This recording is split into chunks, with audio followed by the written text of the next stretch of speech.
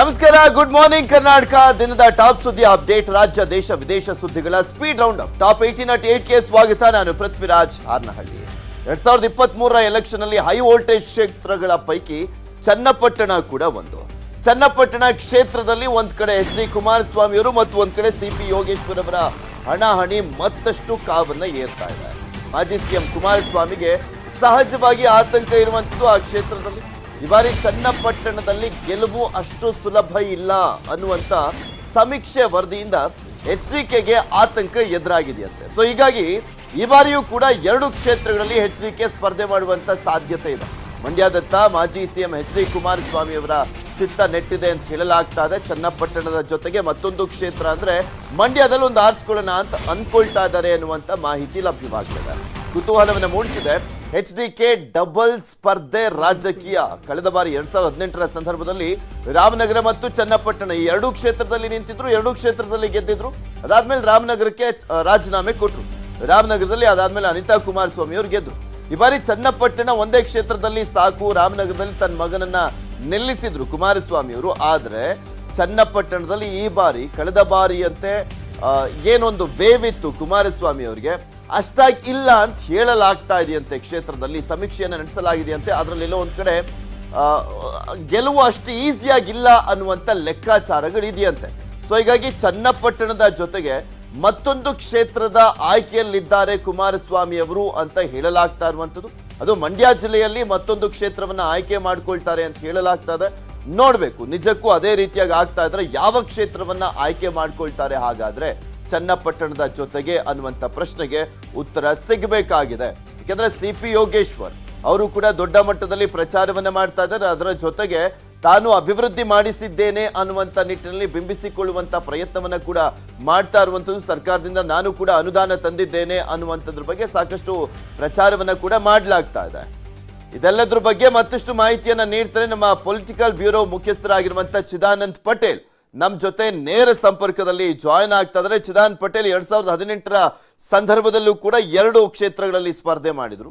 ಈಗ ಚನ್ನಪಟ್ಟಣ ಒಂದೇ ಕ್ಷೇತ್ರ ಅನ್ನುವಂಥ ನಿರ್ಧಾರಕ್ಕೆ ಬಂದ್ಬಿಟ್ಟು ರಾಮನಗರವನ್ನ ತನ್ನ ಮಗನಿಗೆ ಬಿಟ್ಕೊಟ್ಟಿದ್ರು. ಈಗ ಚನ್ನಪಟ್ಟಣ ಗೆಲುವು ಕಷ್ಟ ಸಾಧ್ಯ, ಮಂಡ್ಯಕ್ಕೆ ಒಂದು ಕ್ಷೇತ್ರ ಆಯ್ಕೆ ಮಾಡ್ಕೊಳ್ಳುವಂತ ಸಾಧ್ಯತೆ ಅಂತ ಹೇಳಲಾಗ್ತದೆಯಲ್ಲ, ಯಾವ ಕ್ಷೇತ್ರ ಆಯ್ಕೆ ಮಾಡ್ಕೊಳ್ಬಹುದು, ಏನಂತ ವರದಿ ಹೋಗಿದೆ ಚನ್ನಪಟ್ಟಣದ ವಿಚಾರಕ್ಕೆ ಸಂಬಂಧಪಟ್ಟಂತೆ? Good morning Prithviraj.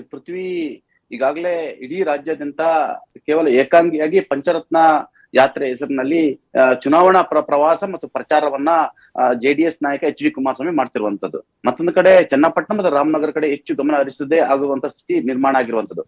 ಮತ್ತೊಂದು ಕಡೆ ಚನ್ನಪಟ್ಟಣದಲ್ಲಿ ಸಿ.ಪಿ. ಯೋಗೇಶ್ವರ್ ಕೂಡ ಅಳಿವು ಉಳಿವಿನ ಪ್ರಶ್ನೆ, ರಾಜಕೀಯ ಏನು ಜನ್ಮದ ಮತ್ತೆ ಅವರು ಜನ್ಮ ತಗೋಬೇಕಾದಂತ ಹೇಳಿದ್ರೆ ಚನ್ನಪಟ್ಟಣದ ಗೆಲ್ಲಲೇಬೇಕು. ಹಾಗಾಗಿ ಸಿ.ಪಿ. ಯೋಗೇಶ್ವರ್ ಅವರು ಕೂಡ ಚನ್ನಪಟ್ಟಣದಲ್ಲಿ ಪ್ರತಿ ಮನೆಗೆ ಸ್ವಾಭಿಮಾನದ ಸಂಕಲ್ಪದ ಹೆಸರಿನಲ್ಲಿ ಮನೆ ಮಗ ಎಂಬ ಹೆಸರಿನಲ್ಲಿ ನನಗೆ ನೀವು ಮನೆ ಮಗನಿಗೆ ಮತ ಕೊಡಲು ಅಂತ ಹೇಳಿ ಅಂಗಲಾಗ್ತಿರುವಂತದ್ದು, ಮತಯಾಚನೆ ಮಾಡ್ತಿರುವಂತದ್ದು. ಮತ್ತೊಂದು ಕಡೆ ಕುಮಾರಸ್ವಾಮಿ ಅವರಿಗೆ ಅಲ್ಲಿರ್ತಕ್ಕಂಥ ಕಾರ್ಯಕರ್ತರೆ ಅವರಿಗೆ ಏನು ಮತದಾರರನ್ನ ಸೆಳಿಬೇಕು ವಿನಃ ಕುಮಾರಸ್ವಾಮಿ ಅವರಿಗೆ ಸಮಯ ಕೊಡ್ಲಿಕ್ಕೆ ಆಗ್ತಿಲ್ಲ ಅಂದ್ರೆ ಇನ್ನೊಂದು ಕಡೆ. ಈ ಎಲ್ಲದ್ರ ನಡುವೆ ಕೂಡ ಕಾಂಗ್ರೆಸ್ ಆಗ್ತಕ್ಕಂಥ ಅಭ್ಯರ್ಥಿಯ ಮೇಲೆ ಎಚ್.ಡಿ. ಕುಮಾರಸ್ವಾಮಿ ಅವರ ಗೆಲುವು ಮತ್ತು ಸೋಲು ನಿರ್ಧಾರ ಆಗಿರುವಂತದ್ದು. ಕಾಂಗ್ರೆಸ್ ಆಗ್ತಕ್ಕಂಥ ಅಭ್ಯರ್ಥಿ ಹೆಚ್ಚಿನ ಸಂಖ್ಯೆಯಲ್ಲಿ ಏನಾದ್ರು ಅಲ್ಪಸಂಖ್ಯಾತ ಮತಗಳು, ಬೇರೆ ಬೇರೆ ಒಬಿಸಿ ಮತಗಳನ್ನು ಪಡೆದ್ರೆ ಅದು ಕುಮಾರಸ್ವಾಮಿ ಅವರ ಗೆಲುವಿಗೆ ಮುಳುವಾಗುವ ಸಾಧ್ಯತೆ ಇನ್ನೊಂದು ಕಡೆ. ಜೊತೆಗೆ ಸರ್ವೆ ಸಂದರ್ಭದಲ್ಲೂ ಕೂಡ ಎಲ್ಲೊಂದ್ ಕಡೆ ಚನ್ನಪಟ್ಟಣ ಕ್ಷೇತ್ರದಲ್ಲಿ ಟಫ್ ಫೈಟ್ ಇದೆ ಅಂತ ಹೇಳಿ ವರದಿ ಬಂದಿರುವಂತದ್ದು. ಈ ಎಲ್ಲ ಕಾರಣಕ್ಕಾಗಿ ಎಚ್.ಡಿ. ಕುಮಾರಸ್ವಾಮಿ ಅವರ ಬಹಳಷ್ಟು ಆಪ್ತ ಶಾಸಕರುಗಳು, ಆಪ್ತರು ಹಾಗೂ ಕುಟುಂಬದ ಸದಸ್ಯರು ತಾವು ಮಂಡ್ಯ ಕ್ಷೇತ್ರದಲ್ಲೂ ಸ್ಪರ್ಧೆ ಮಾಡಬೇಕು. ಈಗಾಗಲೇ ಶ್ರೀನಿವಾಸ್ ಹೆಸರನ್ನ ಮಂಡ್ಯ ಕ್ಷೇತ್ರದಲ್ಲಿ ಚುನಾವಣಾ ಅಭ್ಯರ್ಥಿಯನ್ನು ಘೋಷಣೆ ಮಾಡಿದ್ರ ಅವರು ನೀವು ಯಾವುದೇ ಗಳಿಗಳು ಹೇಳಿದ್ರು ಕೂಡ ಕಣದಿಂದ ಹಿಂದೆ ಸರಿತಾರೆ. ಒಂದ್ ಕಡೆ ತಾವು ಮಂಡ್ಯದಿಂದ ಸ್ಪರ್ಧೆ ಮಾಡಿದ್ರೆ ಮಂಡ್ಯದಲ್ಲಿ 7 ಕ್ಷೇತ್ರದಲ್ಲೂ ಕೂಡ ನಮ್ಮ ಏನು ಅಭ್ಯರ್ಥಿಗಳಿಗೆ ಬೂಸ್ಟ್ ಕೊಟ್ಟಂತ ಆಗುವಂತದ್ದು. ಮತ್ತು ಸುಮಲತಾ ಅವರು ಎಲ್ಲೊಂದ್ ಕಡೆ ಮಂಡ್ಯ ಕ್ಷೇತ್ರ ಅನ್ನೋದು ಇಡೀ ಮಂಡ್ಯ ಜಿಲ್ಲೆ ನನ್ನ ಗುತ್ತಿಗೆ ಪಡೆದ ರೀತಿಯಲ್ಲಿ ವರ್ತನೆ ಮಾಡ್ತಾರೆ, ಜೆಡಿಎಸ್ ವಿರುದ್ಧ ಹರಿಯಾಯ್ತಿದ್ದಾರೆ. ಆ ಮುಖಾಂತರ ತಾವು ನಿಲ್ಲೋದ್ರಿಂದ ಅವ್ರಿಗೂ ಕೂಡ ನೀವು ತಿರುಗೇಟು ಕೊಟ್ಟಂತಾಗುತ್ತೆ. ಇಡೀ ಮಂಡ್ಯದ 7 ಕ್ಷೇತ್ರದಲ್ಲೂ ಕೂಡ ಒಂದಷ್ಟು ಬೂಸ್ಟ್ ಸಿಕ್ಕಂತಾಗುತ್ತೆ. ಜೊತೆಗೆ ಚನ್ನಪಟ್ಟಣ ಜೊತೆಗೆ ಮಂಡ್ಯದಲ್ಲಿ ಗೆಲ್ಲೋದು ಕೂಡ ಸುಲಭ.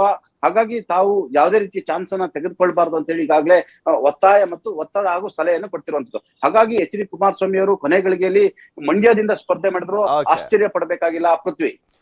ಈಗ ಆಲ್ರೆಡಿ ಲಾಸ್ಟ್ ಚುನಾವಣೆ ಅಂತ ಬೇರೆ ಹೇಳ್ತಾ ಇದ್ರು ಚನ್ನಪಟ್ಟಣ ಕ್ಷೇತ್ರದಲ್ಲಿ. ನೋಡೋಣ ಏನಾಗುತ್ತೆ ಅಂತ. ಥ್ಯಾಂಕ್ ಯು ಚಿದಾನಂದ್ ಪಟೇಲ್ ನಿಮ್ಮೆಲ್ಲ ಮಾಹಿತಿಗಾಗಿ. ಮುಂದಿನ ಸುದ್ದಿಗೆ ಹೋಗೋಣ. ಬೆಂಗಳೂರಿಗರು ಎಚ್ಚೆತ್ಕೊಳ್ಬೇಕಾಗಿದೆ. ಹೊಸದಾದಂಥ ಒಂದು ಗೈಡ್ಲೈನ್ಸ್ ಅನ್ನ ಪೊಲೀಸರು ಜಾರಿ ಮಾಡ್ತಾ ಇದ್ದಾರೆ. ಏನಪ್ಪ ಗೈಡ್ಲೈನ್ಸು, ಯಾವ ರೀತಿಯಾಗಿ ಎಚ್ಚೆತ್ಕೊಳ್ಬೇಕಾಗಿದೆ ಅಂದ್ರೆ ಮನೆ ಕೆಲಸದವರ ಬಗ್ಗೆ ಭಾರಿ ಎಚ್ಚರಿಕೆಯನ್ನ ವಹಿಸಬೇಕಾಗಿದೆ. ಯಾಕೆಂದ್ರೆ ಕಳ್ಳತನ ಎಲ್ಲ ಜಾಸ್ತಿ ಆಗ್ತಾ ಇರುವಂತ ಹಿನ್ನೆಲೆಯಲ್ಲಿ ಪೊಲೀಸರು ಅದಕ್ಕೆ ಕಡಿವಾಣವನ್ನ ಹಾಕುವಂತ ನಿಟ್ಟಿನಲ್ಲಿ ಹೊಸ ಗೈಡ್ಲೈನ್ಸ್ ಅನ್ನ ಕೊಟ್ಟಿದ್ದಾರೆ ಮನೆ ಕೆಲಸದವರ ಬಗ್ಗೆ. ಇಲ್ಲಿ ಮನೆ ಕೆಲಸಕ್ಕೆ ನೇಮಕ ಮಾಡುವ ಮುನ್ನ ಮಾಹಿತಿಯನ್ನ ಕೊಡಬೇಕು. ಆಯಾ ಪೊಲೀಸ್ ಠಾಣಾ ವ್ಯಾಪ್ತಿಯಲ್ಲಿ ನೀಡಬೇಕಾಗಿದೆ ಮಾಹಿತಿಯನ್ನ. ಕೆಲಸದವರ ಬ್ಯಾಕ್ಗ್ರೌಂಡ್ ಚೆಕ್ ಮಾಡ್ತಾರೆ ಪೊಲೀಸರು. ಮಾಹಿತಿ ಕೊಟ್ಟಂತ ಸಂದರ್ಭದಲ್ಲಿ ಆತ ಏನು, ಆತನ ಹಿನ್ನೆಲೆ ಏನು, ಎಲ್ಲಿಂದ ಬಂದಿರುವಂಥದ್ದು, ಯಾವ ರಾಜ್ಯದವರು ಅಥವಾ ಯಾವ ಜಿಲ್ಲೆಯವರು, ಏನ್ ಮಾಡ್ಲಿಕ್ಕೋಸ್ಕರ ಅಂದ್ರೆ ನಿಜಕ್ಕೂ ಕೂಡ ಕೆಲಸ ಮಾಡ್ಲಿಕ್ಕೋಸ್ಕರನೇ ಬಂದಿದ್ದಾರಾ ಅಥವಾ ಬೇರೆ ಹಿನ್ನೆಲೆ ಏನಾದರೂ ಇದೆಯಾ, ಕ್ರಿಮಿನಲ್ ಬ್ಯಾಕ್ಗ್ರೌಂಡ್ ಅನ್ನೋದ್ರ ಬಗ್ಗೆ ಮಾಹಿತಿಯನ್ನ ಪಡ್ಕೊಳ್ತಾರೆ. ಇತ್ತೀಚೆಗೆ ದಕ್ಷಿಣ ವಿಭಾಗದಲ್ಲಿ ಮನೆ ಕಳ್ಳತನಗಳು ಬಹಳ ಹೆಚ್ಚಾಗಿದ್ದಾವೆ. ಅದರಲ್ಲಿ ಸುಮಾರು ಕಡೆ ಒಂಟಿ ಮನೆ ಅಥವಾ ಮನೆಯಿಂದ ಹೊರಗಡೆ ಹೋದಾಗ ಮಾಲೀಕರು ಆವಾಗ ಮನೆಯಲ್ಲಿ ಇದ್ದ ಕೆಲಸ ಮಾಡೋವರೇ ಬೇರೆ ಗ್ಯಾಂಗ್ಸ್ ಜೊತೆಗೆ ಸೇರಿ ಮನೆ ಕಳ್ಳತನ ಮಾಡಿದ್ದಾರೆ. ದಯವಿಟ್ಟು ಮನೆಯಲ್ಲಿ ಯಾರಿಗಾದರೂ ಕೆಲಸಗೋಸ್ಕರ ಸೇರಿಸ್ತಾ ಇರುವಾಗ ನೀವು ಲೋಕಲ್ ಪೊಲೀಸ್ ಸ್ಟೇಷನ್ಗೆ ಒಮ್ಮೆ ಸಂಪರ್ಕ ಮಾಡ್ಬೋದು. ಮತ್ತು ಯಾರು ಕೆಲಸ ಮಾಡ್ತಾರೆ ಅವರದ್ದು criminal background, criminal history check ಮಾಡಿ ನಿಮಗೆ. ಇದೆಲ್ಲದ್ರ ಬಗ್ಗೆ ಮತ್ತಷ್ಟು ಮಾಹಿತಿಯನ್ನು ನೀಡ್ತಾರೆ ನಮ್ಮ ಪ್ರತಿನಿಧಿ ಗಂಗಾಧರ್. ನಮ್ಮ ಜೊತೆ ನೇರ ಸಂಪರ್ಕದಲ್ಲಿ ಜಾಯ್ನ್ ಆಗ್ತಾ ಇದ್ದಾರೆ. ಗಂಗಾಧರ್, ಇದೆಲ್ಲವೂ ಸಾಧ್ಯನಾ ಅಂತ? ಯಾಕೆಂದ್ರೆ ಪೊಲೀಸ್ ಠಾಣೆ ಮೆಟ್ಲೇರಿಕೆ ಹಿಂದೆ ಮುಂದೆ ನೋಡ್ತಾರೆ ಜನ. ಈ ಸಂದರ್ಭದಲ್ಲಿ ಮಾಹಿತಿ ಕೊಡಬೇಕು ಅಂತ ಕೇಳ್ತಾ ಇರುವಂತ ಹಿನ್ನೆಲೆ ಎಷ್ಟರ ಮಟ್ಟಿಗೆ ಈ ಪ್ಲಾನ್ ವರ್ಕೌಟ್ ಆಗ್ಬೋದು, ಪೊಲೀಸರದ್ದು ಕಡಿವಾಣವನ್ನು ಹಾಕುವಂತ ಸಾಧ್ಯತೆ ಇದೆ? ಮನೆ ಕೆಲಸದವರ ಕಳ್ಳತನಗಳು ಜಾಸ್ತಿ ಆಗ್ತಾ ಇರುವಂತ ಹಿನ್ನೆಲೆಯಲ್ಲಿ ಏನೇನೆಲ್ಲ ಇದೆ ಆ ಗೈಡ್ಲೈನ್ಸ್ ಅಲ್ಲಿ ಅಂತ?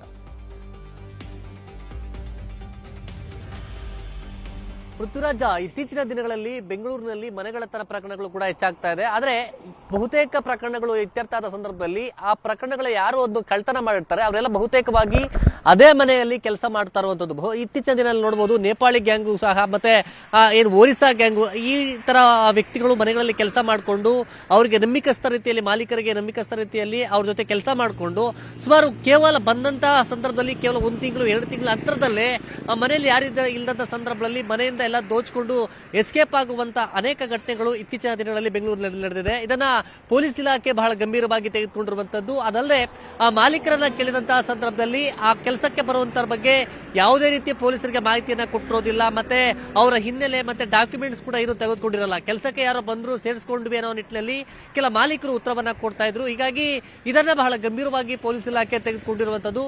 ಯಾರು ಆಯಾ ಠಾಣಾ ವ್ಯಾಪ್ತಿಯಲ್ಲಿ ಈಗಾಗಲೇ ಸೂಚನೆಯನ್ನ ಕೊಟ್ಕೊಂಡಿದ್ದಾರೆ. ಮತ್ತೆ ಯಾರು ಮನೆ ಕೆಲಸಕ್ಕೆ ಹೊಸಬರನ್ನ ಸೇರಿಸಿಕೊಳ್ಳುವಂಥದ್ದು ಹೊರ ರಾಜ್ಯದವರಾಗಿರ್ಬೋದು ಅಥವಾ ರಾಜ್ಯದಲ್ಲಿ ಬೇರೆ ಬೇರೆ ಜಿಲ್ಲೆಗಳಿಂದ ಬರುವಂತವರಾಗಿರ್ಬೋದು ಅಥವಾ ಪ್ರಮುಖವಾಗಿ ನಾರ್ತ್ ಇಂಡಿಯನ್ಸ್ ಪ್ರಮುಖವಾಗಿ ಬಂದಂತಹ ಸಂದರ್ಭದಲ್ಲಿ ಅವರ ಡೀಟೇಲ್ಸ್ ಅನ್ನ ತೆಗೆದುಕೊಳ್ಬೇಕು. ಮತ್ತೆ ಜೊತೆಗೆ ಆಯಾ ಠಾಣಾ ವ್ಯಾಪ್ತಿಗೆ ಹೋಗಿ ಆ ಪೊಲೀಸ್ ಠಾಣೆಗೆ ಹೋಗಿ ಅವರಿಗೆ ಅವರ ಡಾಕ್ಯುಮೆಂಟ್ಸ್ ಅನ್ನ ಕೊಟ್ಟು ಮತ್ತೆ ಫಿಂಗರ್ ಪ್ರಿಂಟ್ ಅನ್ನ ಕೂಡ ಚೆಕ್ ಮಾಡಬೇಕಾಗುತ್ತೆ.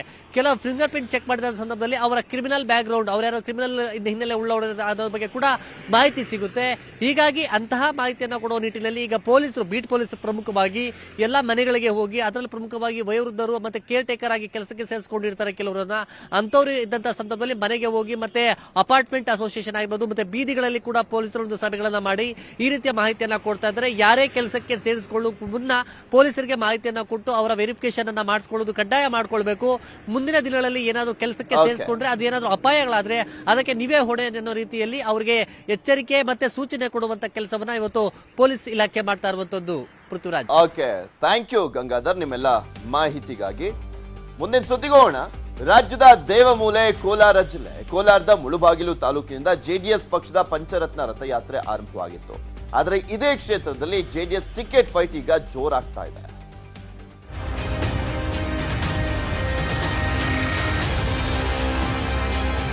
ಕೋಲಾರ ಜಿಲ್ಲೆಯ ಮುಳಬಾಗಿಲು ಕ್ಷೇತ್ರದ ಜೆಡಿಎಸ್ ಅಭ್ಯರ್ಥಿ ಸಮೃದ್ಧಿ ಮಂಜುನಾಥ್ ಅಳಲು ತೋಡಿಕೊಂಡ ಪರಿ ಇದು.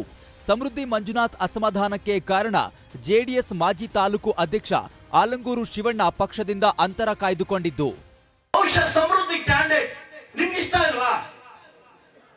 ನನಗೆ ಕ್ಯಾಂಡಿಡೇಟ್ ಪೀಪಲ್ ಆದ್ರೆ ಇವರು ಚೆನ್ನಾಗಿಲ್ವಾ? ನಾನು ಕೈ ಮುಗಿದು ಕೇಳ್ತೀನಿ, ಬೇಕಾದ್ರೆ ನೀವಿಬ್ಬರು ಒಂದಾಗಿ ಬೇಕಾದ್ರೆ ಆಚೆ ಹೋಗ್ತೀನಿ. ಪಕ್ಷ ಗೆಲ್ಬೇಕಿಲ್ಲ, ಕುಮಾರಣ್ಣ ಮುಖ್ಯಮಂತ್ರಿ ಆಗ್ಬೇಕು.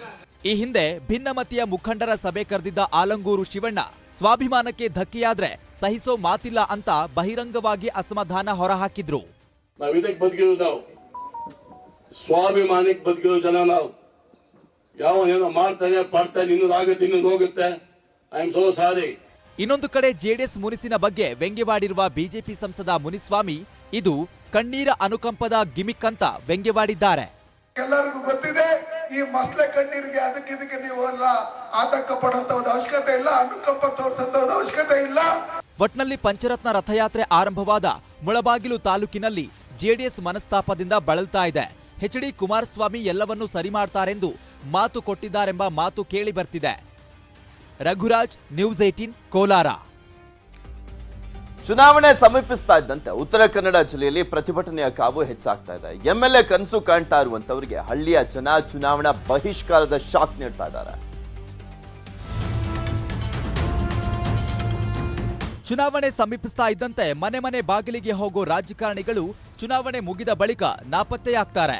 ಇಂಥವರಿಗೆ ಬುದ್ಧಿ ಕಲಿಸಲು ಉತ್ತರ ಕನ್ನಡ ಜಿಲ್ಲೆಯ 8 ಹಳ್ಳಿಗಳಲ್ಲಿ ಗ್ರಾಮಸ್ಥರು ಬಹಿಷ್ಕಾರದ ಬರೆ ಎಳೆಯೋದಕ್ಕೆ ಮುಂದಾಗಿದ್ದಾರೆ. ಮೂಲಭೂತ ಸೌಕರ್ಯಗಳನ್ನ ಕೊಡಿ, ಇಲ್ಲವಾದ್ರೆ ಮತ ಕೇಳಬೇಡಿ ಅಂತ ಗ್ರಾಮದ ಮುಖ್ಯ ದ್ವಾರಕ್ಕೆ ಬ್ಯಾನರ್ ಹಾಕಿದ್ದಾರೆ. ಸೌಕರ್ಯ ನಾವು ವಂಚಿತವಾಗಿದ್ದೇವೆ. ಇದರ ಸಲುವಾಗಿ ನಮಗೆ ರೋಡ್, ಬ್ರಿಡ್ಜಸ್, ಬಸ್ಸುಗಳು ಇಲ್ಲ, ಮಕ್ಕಳಿಗೆ ಕಲಿಯಲಿಕ್ಕೆ ಸ್ಕೂಲ್ ಸರಿಯಾಗಿ ಇಲ್ಲ, ಇಂಥ ಸಮಸ್ಯೆ ಭಾಳ ಇದೆ.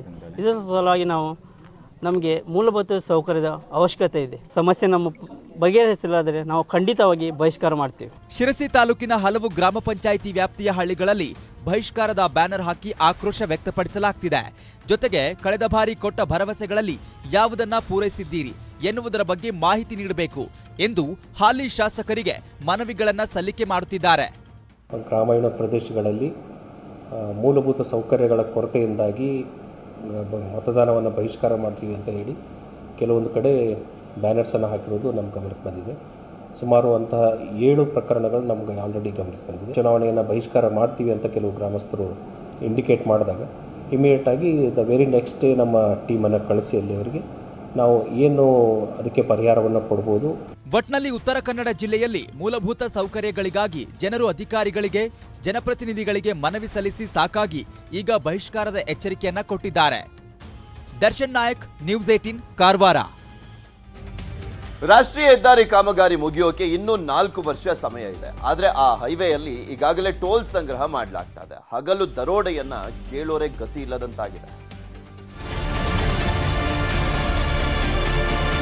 ಅರ್ಧಕ್ಕೆ ನಿಂತಿರೋ ರಾಷ್ಟ್ರೀಯ ಹೆದ್ದಾರಿಯ ಕಾಮಗಾರಿ, ಮತ್ತೊಂದು ಕಡೆ ಜೆಸಿಬಿ ಮೂಲಕ ನಡೆಯುತ್ತಿರುವ ಕಾಮಗಾರಿ. ತುಮಕೂರು ಜಿಲ್ಲೆಯ ಗುಬ್ಬಿ ಮತ್ತು ತಿಪಟೂರು ತಾಲೂಕಿನ ಹೊನ್ನಾವರ, ಬೆಂಗಳೂರು ಸಂಪರ್ಕಿಸುವ ಹೆದ್ದಾರಿ ಇದು. ತುಮಕೂರಿನಿಂದ ಶಿವಮೊಗ್ಗದವರೆಗೂ ಹೆದ್ದಾರಿಯ ಕಾಮಗಾರಿ ಆಮೆ ವೇಗದಲ್ಲಿ ಸಾಗುತ್ತಿದೆ. ಕೆಲವು ಕಡೆ ಅವೈಜ್ಞಾನಿಕ ಕಾಮಗಾರಿ ಕಾಟ ಬೇರೆ. ಇಷ್ಟಿದ್ರೂ ಕೂಡ ಅಶೋಕ್ ಬಿಲ್ಡ್ ಅಂಡ್ ಕಂಪನಿ ಪ್ರಯಾಣಿಕರ ಜೇಬಿಗೆ ಹಗಲಲ್ಲೇ ಕತ್ತರಿ ಹಾಕ್ತಿದೆ. ಪೂರ್ತಿ ರೋಡ್ ಆಗಿ ಫುಲ್ ಕ್ಲಿಯರ್ ಆಗಿದ್ರೆ ಏನೋ ಕೊಡೋಣ, ಹೋಗ್ಲಿ, ಏನೋ ಫಾಸ್ಟ್ ಆಗಿರುತ್ತೆ, ಏನೋ ಮಾಡ್ಕೊಂಡು ದುಡ್ಡು ಹೋದ್ರೆ ಹೋಗುತ್ತೆ ಅಂತ ಇದು ಮಾಡೋಣ. ರೋಡು ನೀಟಾಗಿ ಆಗಿಲ್ಲ. ಬಂದಿಲ್ಲಿ ಕೇಳಕ್ ಬಂದ್ರೆ ಜಗಳ ಮಾಡಕ್ ಬರ್ತಾರೆ. ಎಲ್ಲ ಲೋಕಲ್ ಹಿಡ್ಕೊಂಡು ದಂಧೆ ಮಾಡ್ತಾ ಇದಾರೆ ಇಲ್ಲಿ. ಇದೆಲ್ಲ ಸ್ಥಳೀಯ ಈ ತಾಲೂಕಿನ MLA ನಿಂತ್ಕೊಳ್ಳೋದೆಲ್ಲ ನೋಡ್ಕೋಬೇಕು. ಇದೆಲ್ಲ ಸುಮ್ಮನೆ ದಂಧೆ. ಕಾರ್ ಫಾಸ್ಟ್ ಟ್ಯಾಗ್ ಇದ್ದರೆ 40 ರೂಪಾಯಿ, ಇಲ್ಲದಿದ್ರೆ 80 ರೂಪಾಯಿ. ಲಾರಿ ಫಾಸ್ಟ್ ಟ್ಯಾಗ್ ಇದ್ದರೆ 165 ರೂಪಾಯಿ, ಇಲ್ಲದಿದ್ರೆ 330 ರೂಪಾಯಿ. ಕಂಟೈನರ್ ಲಾರಿ ಫಾಸ್ಟ್ ಟ್ಯಾಗ್ ಇದ್ದರೆ 220 ರೂಪಾಯಿ, ಇಲ್ಲದಿದ್ರೆ 440 ರೂಪಾಯಿ.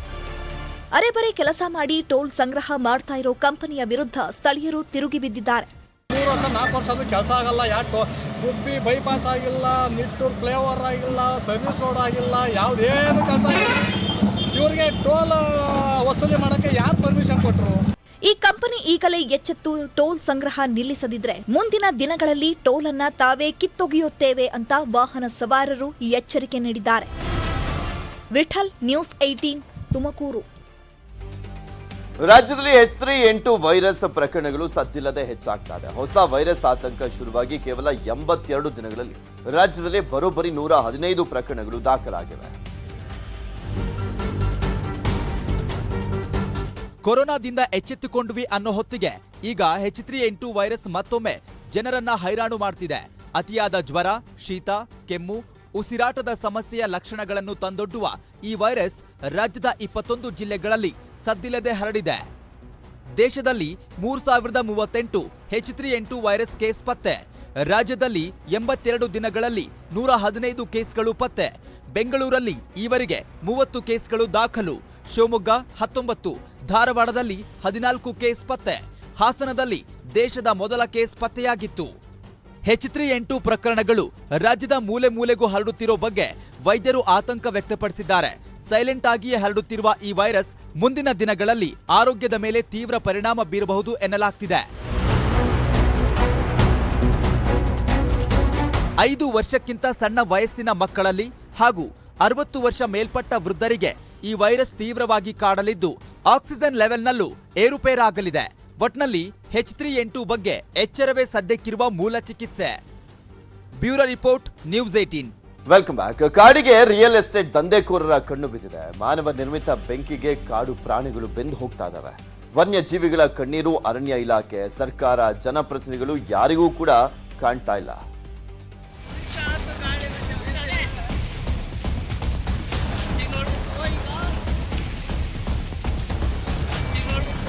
ಮಾನವ ನಿರ್ಮಿತ ಬೆಂಕಿಯಿಂದ ಭಸ್ಮವಾಗುತ್ತಿರುವ ಮಲೆನಾಡು. ಶಿವಮೊಗ್ಗದ ಶೆಟ್ಟಿಹಳ್ಳಿ ಅಭಯಾರಣ್ಯದಲ್ಲಿ 50ಕ್ಕೂ ಅಧಿಕ ಜಾಗಗಳಿಗೆ ದುಷ್ಕರ್ಮಿಗಳು ಕಾಡಿಗೆ ಬೆಂಕಿ ಹಚ್ಚಿ ಪರಾರಿಯಾಗಿದ್ದಾರೆ.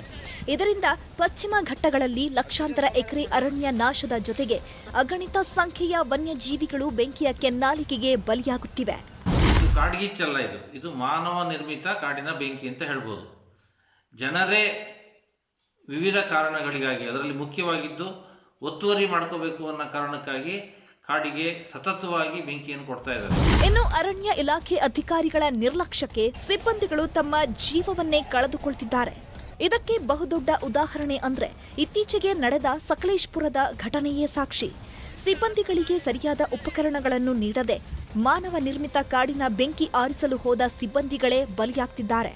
ಸರ್ಕಾರ ವಿಫಲ ಆಗಿದೆ ಅನ್ನೋದಕ್ಕಿಂತನೂ ಸರ್ಕಾರಕ್ಕೆ ಇದೊಂದು ಆದ್ಯತೆ ವಿಚಾರ ಅಂತಲೇ ಗೊತ್ತಾಗ್ತಾ ಇಲ್ಲ. ಅರಣ್ಯ ಇಲಾಖೆಯ ಮೇಲಧಿಕಾರಿಗಳು ಕೂಡ ಇದರ ಬಗ್ಗೆ ಬಹಳ ದೊಡ್ಡ ಚಿಂತನೆ ಮಾಡ್ತಾ ಇದ್ದಾರೆ. ಈ ಬೆಂಕಿಯನ್ನ ತಹಬಂದಿಗೆ ತರಬೇಕು ಅಂತ ಪ್ರಯತ್ನ ಮಾಡ್ತಾ ಇದ್ದಾರೆ ಅಂತ ನಮಗಂತೂ ಅನಿಸ್ತಾ ಇಲ್ಲ. ಒಂದೆಡೆ ಕಾಡು ಬೆಳೆಸಿ ನಾಡು ಉಳಿಸಿ ಅಂತ ಬೊಬ್ಬೆ ಹೊಡೆಯುವ ಸರ್ಕಾರ ಕಾಡನ್ನು ಉಳಿಸೋದಕ್ಕೆ ಬೇಕಾದ ಸೌಲಭ್ಯವನ್ನ ಮಾತ್ರ ಕೊಡ್ತಿಲ್ಲ. ಅರಣ್ಯ ನಾಶ, ವನ್ಯಜೀವಿ ದಹನ, ಅರಣ್ಯ ಸಿಬ್ಬಂದಿ ಬಲಿ ಇವೆಲ್ಲದಕ್ಕೂ ಇತಿಶ್ರೀ ಇಲ್ಲವೇ ಅನ್ನೋ ಪ್ರಶ್ನೆ ಮೂಡಿದೆ. ವಿನಯ್ ಪುರದಾಳು, ನ್ಯೂಸ್ 18, ಶಿವಮೊಗ್ಗ. ಕೊಪ್ಪಳ ತಾಲೂಕಿನ ಗ್ರಾಮಗಳು ಕಾರ್ಖಾನೆಯ ಧೂಳಿನಿಂದ ತತ್ತರಿಸ್ತಾ ಇದ್ದಾವೆ. ಒಂದರ ಹಿಂದೆ ಮತ್ತೊಂದು ಹೊಸ ಕಾರ್ಖಾನೆಗಳು ಆರಂಭವಾಗ್ತಾ ಇದ್ದಾವೆ. ಕಾರ್ಖಾನೆಗಳು ಹೆಚ್ಚಾದಂತೆ ಸುತ್ತಲಿನ ಗ್ರಾಮಸ್ಥರ ಬದುಕು ಕೂಡ ಅಸಹನೀಯವಾಗ್ತಾ ಇದೆ.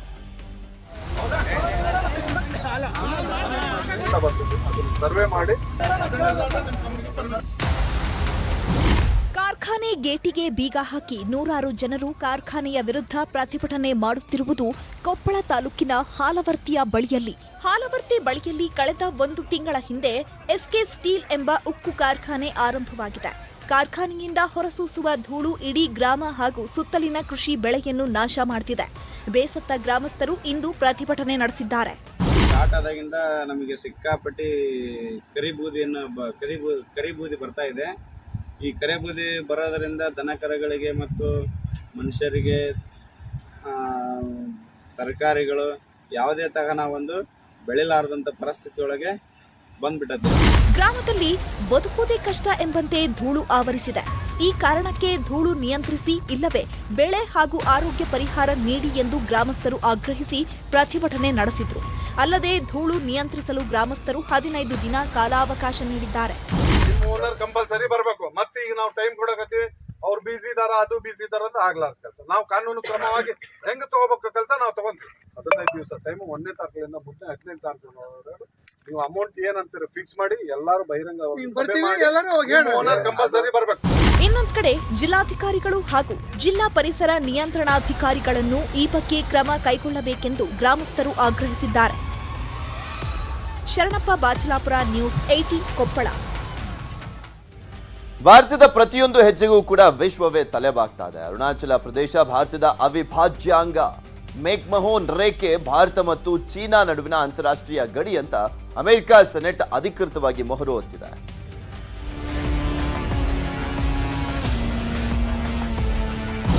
ಇಂಡೋ ಚೀನಾ ಗಡಿ ಗಲಾಟೆ, ಅಮೆರಿಕ ಎಂಟ್ರಿ. ಗಡಿಯಲ್ಲಿ ಪದೇ ಪದೇ ಚೀನಾ ಕಿರಿಕ್ಗೆ ಹೊಡೆತ. ಅರುಣಾಚಲ ಪ್ರದೇಶ ಭಾರತದ ಅವಿಭಾಜ್ಯ ಅಂಗ. ಮೆಕ್ಮಹೋನ್ ರೇಖೆ, ಚೀನಾ ಅರುಣಾಚಲ ಗಡಿ. ಮಹತ್ವದ ಸಂದೇಶ ರವಾನಿಸಿದ ಅಮೆರಿಕ ಸೆನೆಟ್.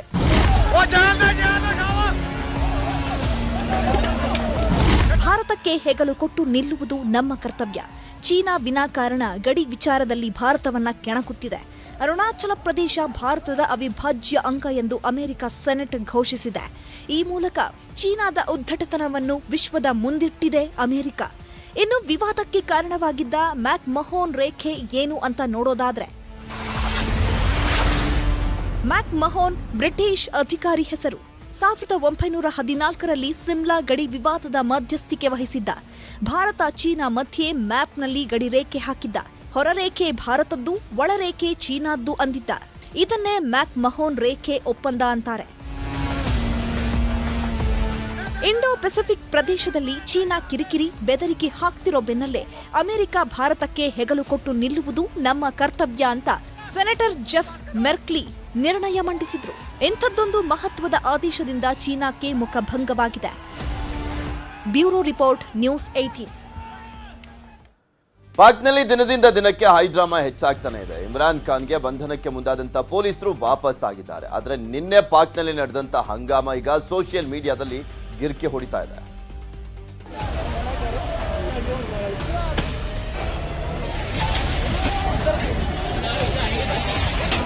ಪಾಕಿಸ್ತಾನದಲ್ಲಿ ಹೈಡ್ರಾಮಾ ಮುಗಿತಾನೆ ಇಲ್ಲ. ಎತ್ತ ನೋಡಿದ್ರು ಪೊಲೀಸರ ದಂಡು, ಸಾಲು ಸಾಲು ಪ್ರತಿಭಟನೆ, ಪೊಲೀಸರ ಕೈನಲ್ಲಿ ಲಾಠಿ, ಜಲಫಿರಂಗಿ ಇದೇ ಆಗಿದೆ. ಇಮ್ರಾನ್ ಖಾನ್ ಮನೆ ಮುಂದೆ ಹಂಗಾಮವಂತೂ ಅಷ್ಟಿಷ್ಟಲ್ಲ. ಪಾಕಿಸ್ತಾನ ತೆಹರಿಕ್ ಇನ್ಸಾಫ್ ಮುಖ್ಯಸ್ಥ ಖಾನ್ ನಿವಾಸ ಅಕ್ಷರಶಃ ರಣರಂಗವಾಗಿ ಬದಲಾಗಿತ್ತು. ಇಮ್ರಾನ್ ಖಾನ್ ಅನ್ನ ಬಂಧಿಸಲೆಂದು ಶತಪ್ರಯತ್ನ ಮಾಡಿದ್ರು ಪೊಲೀಸರು ಬರಿಗೈಯಲ್ಲೇ ವಾಪಸ್ ಹೋಗಿದ್ದಾರೆ. ಅದಕ್ಕೂ ಮುಂಚೆ ಪ್ರತಿಭಟನಾಕಾರರನ್ನ ಹತೋಟಿಗೆ ತರಲು ಪಾಕ್ ಪೊಲೀಸರು ಸರ್ಕಸ್ ಮಾಡಿದ್ದಾರೆ. ಈ ಬಡ ರಾಷ್ಟ್ರ ಎಷ್ಟು ಬಡವಾಗಿದೆ ಅಂದ್ರೆ ಪೊಲೀಸರು ಬಳಸಿರೋ ಟಿಯರ್ ಗ್ಯಾಸ್ ಮೇಡ್ ಇನ್ ಇಂಡಿಯಾದೆ.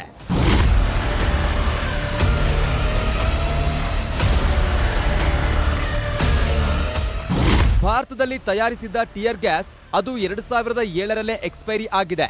ಅಂತಹ ಎಕ್ಸ್ಪೈರಿ ಟಿಯರ್ ಗ್ಯಾಸ್ ಅನ್ನ ಪಾಕಿಸ್ತಾನ ಪೊಲೀಸರು ಬಳಸಿದ್ದಾರೆ.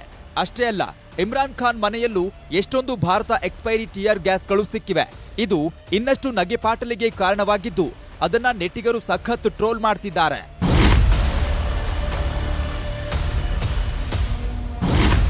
Bureau report, news 18. Welcome back. ಬೆಂಗಳೂರಿನ ತುರಹಳ್ಳಿ ಅರಣ್ಯ ಪ್ರದೇಶದಲ್ಲಿ ಕಾಡ್ಗಿಚ್ಚು ಸಂಭವಿಸಿದೆ. ಅರಣ್ಯದ 15ರಿಂದ 20 ಎಕರೆ ಸುಟ್ಟು ಭಸ್ಮವಾಗಿದೆ. ಅಗ್ನಿಶಾಮಕ ದಳಕ್ಕೆ ಮಾಹಿತಿ ದೊರೆತ ತಕ್ಷಣ ಸ್ಥಳಕ್ಕೆ ಅಧಿಕಾರಿಗಳು ಸಿಬ್ಬಂದಿ ಭೇಟಿಯನ್ನ ನೀಡಿದ್ರು. ಅದಾದ್ಮೇಲೆ ಬೆಂಕಿಯನ್ನ ನಂದಿಸಿದ್ದಾರೆ. ಸಾರಿಗೆ ನೌಕರರನ್ನ ಮನವೊಲಿಸಲಿಕ್ಕೆ ನಡೆಸಿದಂತ ಸಭೆ ವಿಫಲವಾಗಿದೆ. ಸಾರಿಗೆ ನೌಕರರು 20% ಸಂಬಳ ಏರಿಕೆಗೆ ಪಟ್ಟಣ ಹಿಡಿದಿದ್ದಾರೆ. ಆದರೆ 14% ಏರಿಸುವುದಾಗಿ ಸಾರಿಗೆ ನಿಗಮದ ಎಂಡಿಗಳು ತಿಳಿಸಿದ್ದಾರೆ. ಇದಕ್ಕೆ ಸಾರಿಗೆ ನೌಕರರು ಒಪ್ಪಿಲ್ಲ. 65,000 ವಿದ್ಯುತ್ ನೌಕರರಿಗೆ ಸರ್ಕಾರ ಗುಡ್ ನ್ಯೂಸ್ ಅನ್ನು ನೀಡಿದೆ. ಎಸ್ಕಾಂ ನೌಕರರ ವೇತನ ಹೆಚ್ಚಳಕ್ಕೆ ಸರ್ಕಾರ ನಿರ್ಧರಿಸಿದ್ದು, ಇಂಧನ ಸಚಿವ ಸುನಿಲ್ ಕುಮಾರ್ ಸರ್ಕಾರಕ್ಕೆ ಪತ್ರವನ್ನು ಬರೆದು ಸೂಚನೆಯನ್ನು ಕೊಟ್ಟಿದ್ದಾರೆ. ಸರ್ಕಾರ ವೇತನ ಹೆಚ್ಚಳ ಆದೇಶ ಹೊರಡಿಸುವವರೆಗೂ ಕೂಡ ಹೋರಾಟ ನಡೆಯುತ್ತೆ ಅಂತ ಸಂಘಟನೆ ತಿಳಿಸಿದೆ. ರಾಜಕೀಯ ಬಿರುಗಾಳಿ ಎಬ್ಬಿಸಲಿದೆ ಎಂದೇ ಬಿಂಬಿತವಾಗಿದ್ದಂಥ ಬಾಂಬೆ ರಿಟರ್ನ್ಸ್ ಡೇಸ್ ಪುಸ್ತಕ ರಿಲೀಸ್ ಆಗಿದೆ. ಮೈಸೂರಿನ ವಿ ವೀರಭದ್ರಪ್ಪ ಬಿಸ್ಲಲ್ಲಿ ಪುಸ್ತಕವನ್ನು ಬರೆದಿದ್ದಾರೆ. ಯಡಿಯೂರಪ್ಪ ಸಿಎಂ ಆಗಿದ್ದಾಗ ಸುಧಾಕರ್ ಹೇಳಿದ ಮಾತನ್ನ ಕೇಳ್ತಾ ಇದ್ರು. ಈಗ ಬಸವರಾಜ ಬೊಮ್ಮಾಯಿ ಸಹ ಸುಧಾಕರ್ ಹೇಳಿದಂತ ಮಾತನ್ನ ಕೇಳ್ತಾರೆ. ಸಿಎಂ ಬೊಮ್ಮಾಯಿಗೆ ಅದೇನ್ ಮರಳು ಮಾಡಿದಾರೋ ಏನೋ ಗೊತ್ತಿಲ್ಲ ಅಂತ ಚಿಕ್ಕಬಳ್ಳಾಪುರದಲ್ಲಿ ಸಚಿವ ಎಸ್ ಟಿ ಸೋಮಶೇಖರ್ ಹೇಳಿದ್ದಾರೆ. 5 ಮತ್ತು 8ನೇ ತರಗತಿ ಬೋರ್ಡ್ ಎಕ್ಸಾಮ್ ವಿಚಾರಕ್ಕೆ ಸಂಬಂಧಪಟ್ಟಂತೆ ಹೈಕೋರ್ಟ್ ಗ್ರೀನ್ ಸಿಗ್ನಲ್ ಅನ್ನ ಕೊಟ್ಟಿದೆ. ಮಾರ್ಚ್ 27ರಿಂದ ಪರೀಕ್ಷೆ ನಡೆಸಲಿಕ್ಕೆ ಸೂಚನೆಯನ್ನ ನೀಡಿದೆ. ಕೋರ್ಟ್ ತೀರ್ಪಿಗೆ ಖಾಸಗಿ ಶಾಲೆಗಳ ಒಕ್ಕೂಟದ ಅಧ್ಯಕ್ಷ ಲೋಕೇಶ್ ತಾಳಿಕಟ್ಟೆ ಬೇಸರವನ್ನು ವ್ಯಕ್ತಪಡಿಸಿದ್ದಾರೆ. ಹಿಮಚಿರತೆ ಅಂದ್ರೆ ಅದನ್ನ ಪರ್ವತಗಳ ಭೂತ ಅಂತ ಕರೀತಾರೆ. ಅದರ ಬೇಟೆ ಕೂಡ ಅಷ್ಟೇ ರೋಚಕವಾಗಿರುತ್ತೆ. ಲಡಾಖ್ನ ಉರಿಯಲ್ ಬಡಿ ಹಿಮಚಿರತೆ ಮೇಕೆಯೊಂದನ್ನ ಬೇಟೆಯಾಡುವಂತ ದೃಶ್ಯ ಸ್ಥಳೀಯರು ಸೆರೆ ಹಿಡಿದಿದ್ದಾರೆ.